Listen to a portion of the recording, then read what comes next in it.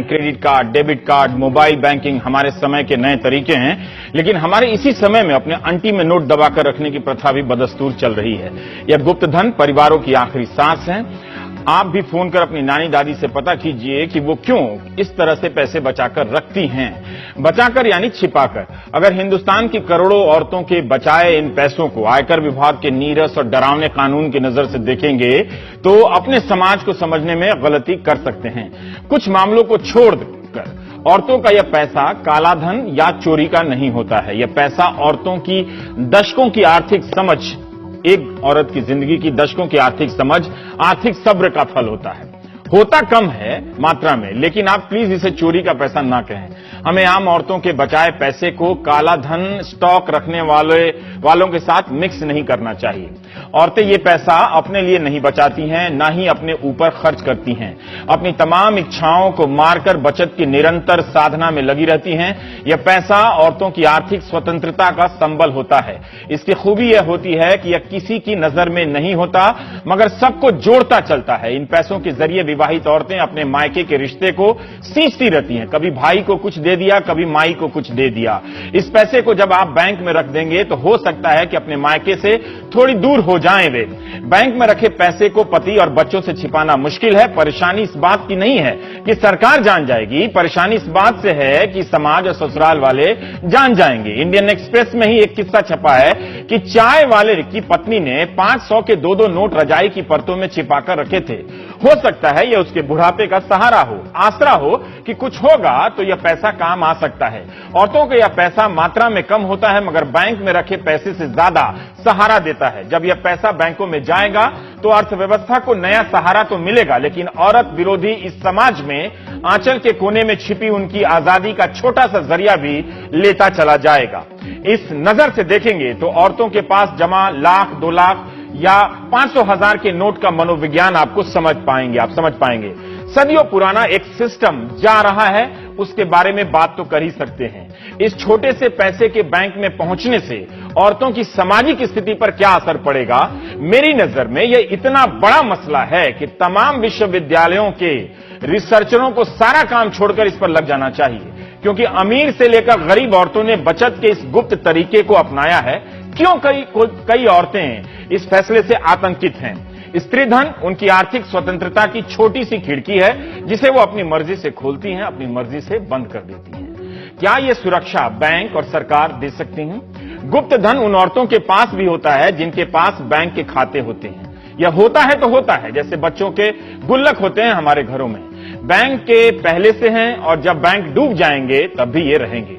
स्त्री धन नहीं डूबता। वॉल स्ट्रीट पर बड़े बड़े बैंक कंगाल हो जाते हैं।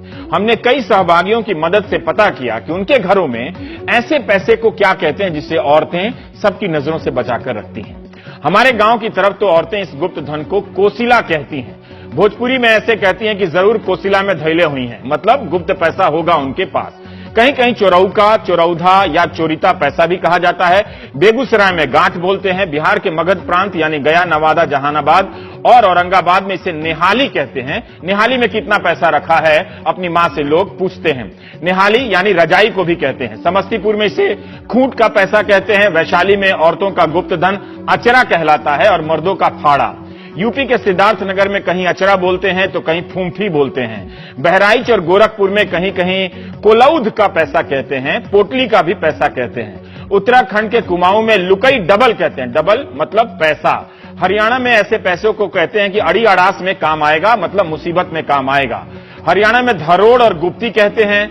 बुंदेलखंड में कुठिया का धन कहते हैं, कुठिया का धन। आजमगढ़ में कोलावरी कहते हैं, कोलावरी डी नहीं, कोलावरी कहते हैं। यानी कितने शब्दों की ये नई दुनिया है जो अब शायद नहीं रहेंगी। करोड़ों परिवारों में औरतें इस फैसले से अपने आंगन में, अपने ड्राइंग रूम में संदिग्ध हो गई हैं, चोर की तरह देखी जा रही हैं। सब हैरानी से देख रहे हैं इतना पैसा कहां से कब बचा लिया।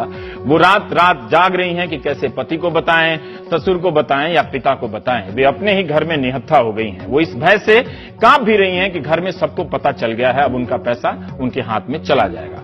हो सकता है कि वे सरकार के फैसले के साथ हैं, लेकिन उनके मन के किसी कोने में सदियों से चली आ रही आजादी की यह नेमत खो जाने का डर बैठा हुआ है। मैं खुद इस फैसले के जश्न में शामिल हूं, लेकिन औरतों के इस भय को समझने में कोई बुराई नहीं है। वैसे भी अब तो जो जा रहा है उसे रोका नहीं जा सकता है, लेकिन जो जा रहा है उसे देखा तो जा सकता है कि जाते जाते ये कैसे सता रहा है। हमारे एक सहयोगी ने घर पर काम करने वाली का एक वीडियो रिकॉर्ड किया, जिसमें उन्होंने कहा कि 500-500 रुपए के नोट से उन्होंने 5000 रुपए जमा किए हैं पोती की शादी के लिए। जब हमारे सहयोगी ने कहा कि इसे टीवी पर दिखा दें, तो उसने हाथ जोड़ लिया कि पति को पता चल जाएगा। पति ही नहीं, बच्चों से भी पैसा बचाकर रखती हैं हमारी औरतें। हो सकता है कि बैंकों से जुड़ने से वो नए संबल के नए तरीके की आदी हो जाएं, लेकिन इतनी पुरानी परंपरा जा रही है, कुछ तो घबराहट होगी।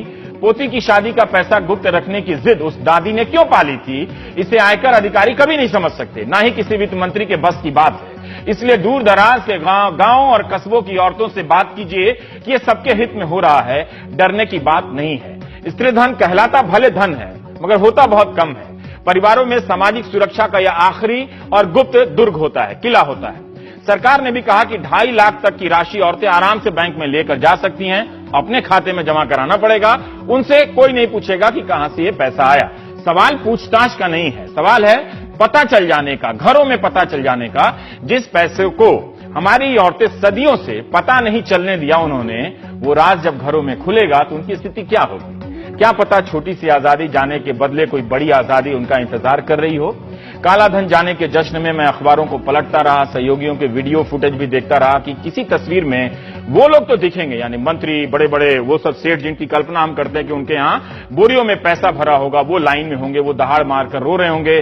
बैंकों की लाइन लगी तो खुद भी गया देखने के लिए, मगर वहां जो लोग लाइन में थे ऐसी हालत के नहीं लगे कि उनके घरों में बोरी की बोरी नोट रखे हों।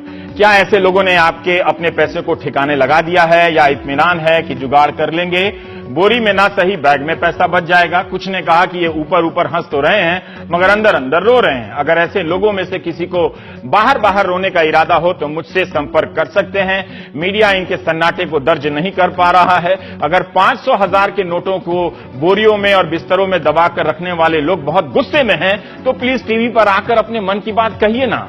कहिए कि मार पड़ी है, और किशोर कुमार का वो गाना भी गाइए कि पता है तुम्हें क्या, कहां दर्द है, यहां हाथ रखना, यहां दर्द है। गम का फसाना बन गया अच्छा, पत्रकार ने आकर मेरा हाल तो पूछा। फिलहाल सड़कों पर जो दिख रहे हैं वो लगते नहीं कि बोरियों वाले हैं। कहीं ये लोग सोने चांदी की दुकानों की तरफ तो नहीं चले गए। आप भी अपनी छोटी मोटी परेशानी छोड़कर ऐसे लोग अगर रोते मिले तो हमें बताइए। हम बेकार में बैंक जा रहे हैं, वो अपने कमरे में हंसते हंसते लोटपोट हो रहे होंगे। ऐसा बिल्कुल नहीं होना चाहिए।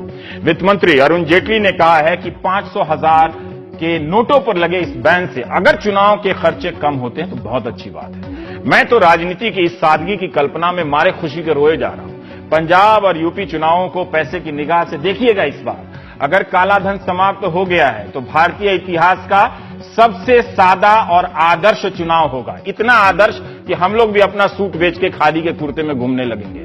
आपके पैसे का हिसाब पूछा जा रहा है कि कहां से आया, लेकिन आपको पता तो होगा ही कि राजनीतिक दल आपको नहीं बताते हैं कि उन्हें कहां से पैसा आया। वे चुनाव आयोग को बताते हैं उनके कान में, लेकिन आपको नहीं। सूचना का अधिकार उनके यहां लागू नहीं है। कोई पैन कार्ड या आधार कार्ड का सिस्टम नहीं है, मगर आपके 4000 के बदले पैन नंबर मांगा जा रहा है, आधार कार्ड मांगा जा रहा है। एक अनुमान के मुताबिक अगर किसी दल को 500 करोड़ रुपए चंदे मिलते हैं तो उसका 80% हिस्सा वो 20,000 से कम का होता है।